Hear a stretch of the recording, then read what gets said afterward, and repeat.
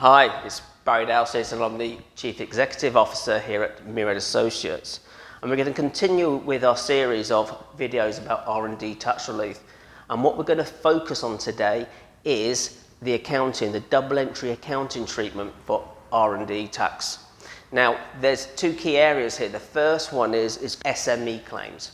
Now, a lot of my clients ask me this question: how do I account for my R&D tax? Well, it's relatively for SME, it is very straightforward. First thing to remember is that the money received or the tax relief benefit that you obtain by making a claim, the income is not subject to tax. No tax is payable on that income. So for SMEs, the treatment's very simple.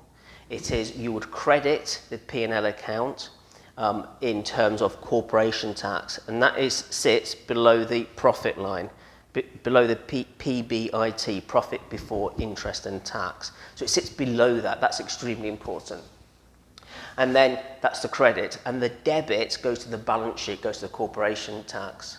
So that's the accounting treatment. As and when you receive, if you're due to receive funds, because you're making a tax credit payable, the money would come into the bank. That's simply, you would debit the bank account in the balance sheet, and then you would then credit the corporation tax in the balance sheet. And that's it for SMEs. As I said, the income generated or tax relief generated from the SME scheme is not subject to tax. So you receive that gross.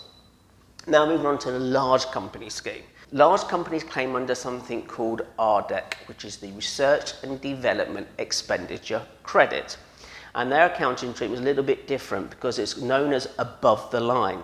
That simply means that the income goes into other income into your profit and loss account, and that is credited gross. Then the tax payable is then debited below the line on the profit and loss account as your corporation tax. And the net difference between the two goes on the balance sheet into the corporation tax account on the balance sheet. Just quickly recap on that. So there's a credit to the other income for the gross amount for RDEC. There's a debit, which is below the profit line into corporation tax. In the profit and loss account, there's a debit for the tax payable. The difference between the two is a debit to the balance sheet.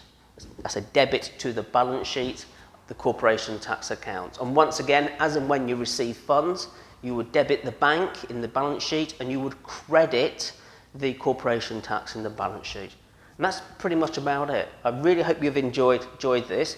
I appreciate that there could be some specific accounting treatments because you could be involved with the group or it's not quite straightforward. You've had part R&D tax credit, you've had a part corporation tax refund. So please feel free to reach out if you have any those kind of circumstances or you have any questions in this area. Once again, there is my email address and my telephone. Reach out and I'll hopefully be able to answer your questions. Hope you've enjoyed watching, and I'll see you again soon. Thank you very much. Take care.